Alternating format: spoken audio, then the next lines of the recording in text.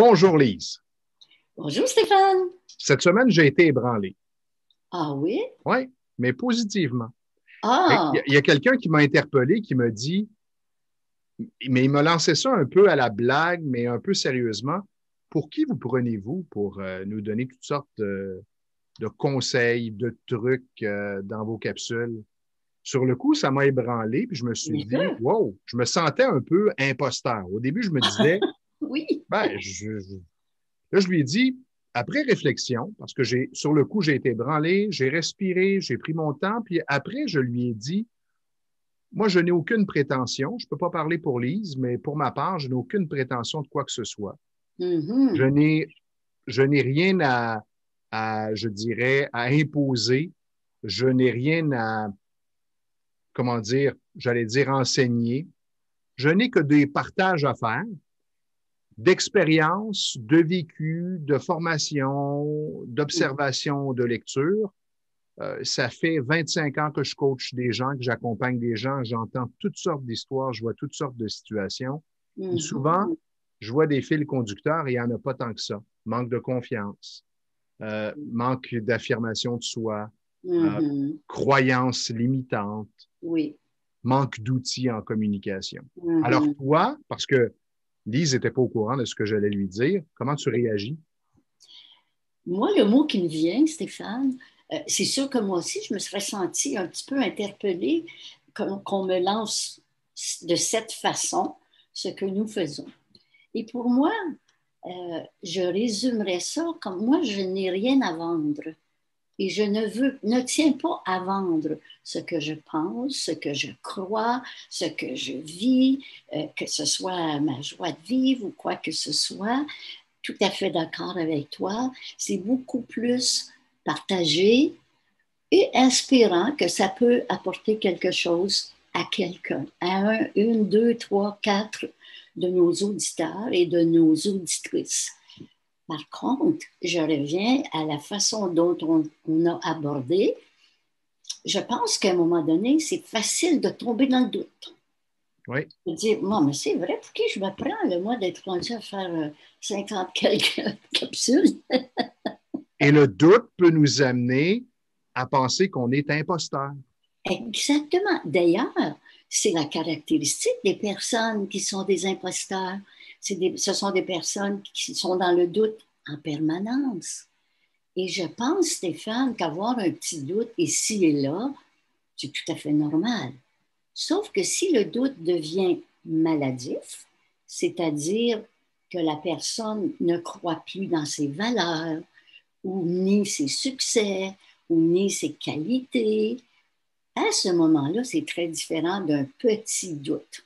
Et pour défaire le petit doute ou le gros doute, l'un des outils les plus puissants que j'utilise en communication et que je partage avec mes clients, c'est le questionnement. Questionnez votre doute et vous allez Oui, vous rendre compte que le doute va diminuer et éventuellement disparaître. Alors, pour répondre à cette personne, parce que nos deux réponses vont dans le même sens, même si on ne oui, s'était pas consulté avant, oui, exactement. il y a 25 ans, je me prenais probablement pour un bon coach. J'imposais ou je vendais mes idées, mon concept, comme si c'était la seule chose qui était bonne Je à appliquer. comprends. Mais aujourd'hui, avec l'expérience, avec le Mhm. bagage, j'ai plusieurs outils dans mon coffre et je dis à la personne, voici les outils pour la situation dont tu me parles. Maintenant, essaie chacun des outils et Tout à garde ceux qui sont bons pour toi. fait. Les autres, Exactement. tu les laisses là, tout simplement. Et je pense souvent, c'est un piège. C'est comme moi, je suis une fille enthousiaste. Et quand je vis quelque chose qui m'excite, qui me fait plaisir, à un moment donné, mais comme tu dis, avec l'expérience, j'ai changé un peu. J'aurais donc voulu que l'univers en entier vive la même chose que moi. Imagine, imagine. Quelle illusion. Oui, puis si on était tous pareils, si on pensait tous pareil, vraiment, ce serait plat. Oui, Pensez-y un instant. Ce qui est intéressant, c'est la différence et quand on est capable d'accueillir la oui, différence. tout à fait. J'aime beaucoup aussi les experts en psychologie, Stéphane, avancent que le syndrome de l'imposteur, c'est une, ce n'est pas une maladie, c'est plutôt un mécanisme psychologique. Mhm. Et il me semble pour moi que ça enlève un peu de pression si je me rendais compte que j'avais un côté imposteur. Ce n'est pas une maladie. Donc, étant un mécanisme psychologique, pour moi, ça veut donc dire que j'aurais probablement plus de facilité à changer si je décide que je veux, si je décide en premier lieu, si je reconnais que j'ai une corde. Ça peut être léger, ça peut être moyen, ça peut être intense. Et si ça me nuit, je devrais faire une décision. On dit aussi, quand j'ai fait une petite lecture, que 20% de la population souffre de ce Le syndrome syndrome, oui. et que entre 60, si je me souviens bien, et 70% d'entre nous l'avons expérimenté une fois dans notre vie d'expérience, que ce soit professionnelle, personnelle, familiale, sociale. Et j'ai trouvé ça fort intéressant. Je ne le savais pas, je l'ai lu. Alors, quand vous remettez en question, quand vous avez l'impression, lorsque vous avez l'impression que peut-être que vous n'êtes pas à la bonne place, que vous êtes un imposteur, arrêtez-vous un instant pour ne plus donner de pouvoir Exact. à cette pensée ou à cette croyance, ou pour ne Mm-hmm. pas que la pensée devienne une croyance. Exactement, Et ça en, peut devenir une croyance. Hein? ouais, c'est ça.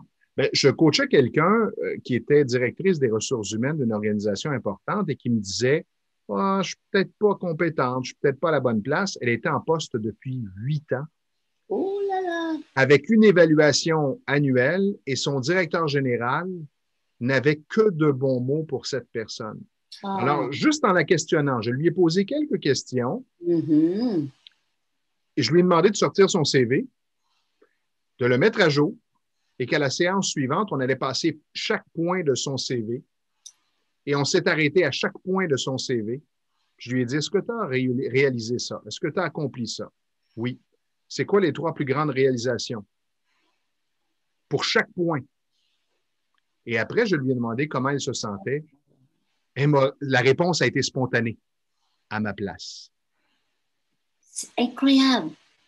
Tu vas démystifier cette forme pensée, je dirais, qui frôlait un peu le syndrome. De prendre conscience qu'on a plein de points forts.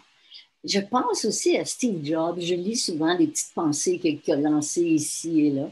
Et une chose qu'il disait, c'est que demandez à quelqu'un qui n'est pas dans votre domaine de vous dire ce qu'il pense de vous. Et il dit que chaque personne va vous donner une chose ou quelque chose qui vous est bénéfique. Alors, si je prenais mon doute, un peu avec l'exemple dont tu viens de décrire, Stéphane, et ce doute-là, je le transforme avec tous mes points forts et ma constatation que je suis à la bonne place. C'est pas sorcier. Ça demande pas 2, 3 ans d'études. Non. Je propose aux gens qui nous écoutent, à vous, je m'adresse à vous directement qui nous écoutez, qui nous regardez. Ne laissez pas la zone grise s'installer dans cette situation, le doute ou la zone grise. Établissez des faits Mhm, et la réponse va venir toute seule. Ça va s'installer automatiquement absolument. et Et peut-être, peut-être plus vite que vous pensez. oui, et peut-être pratiquer aussi la capacité de recevoir des compliments plutôt que de tourner le compliment en défaut ou oh, c'est pas si bon que ça, mon affaire, mais dans le fond, Ouais, il dit ça pour me faire plaisir. oui, exactement. Exactement. Alors, de partir avec justement, puis juste pratiquer, juste des compliments, Stéphane, c'est pas tous les gens qui sont capables de recevoir un compliment et dire oh, merci, mais plutôt de le descendre. Oh, tu sais, de toute façon, c'était facile. C'est, évidemment, on se le fait à soi-même.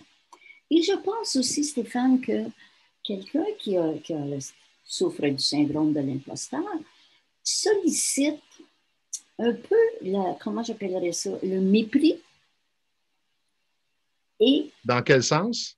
bien, tu sais, le mépris dans le sens que, ben, justement, pour qui se prend-il? Alors moi, je peux commencer à le mépriser, tu sais. Mhm, mhm. Et ce qui peut arriver aussi, je pourrais décider de le mettre à l'écart, parce que c'est pas agréable d'être en relation avec un imposteur solide. Et si je ne veux pas tomber dans le piège de devenir moi-même dans le doute, alors il est fort possible que je vais le mettre à l'écart. C'est de moins en moins agréable de discuter avec cette personne-là. Je me choisis plutôt que de Oui, le choisir. Point. Question pour terminer. Je te dis tout de suite bye à notre prochaine capsule. Et là, je m'adresse à vous. Est-ce que vous êtes un imposteur ou vous êtes à la bonne place? ah, excellent.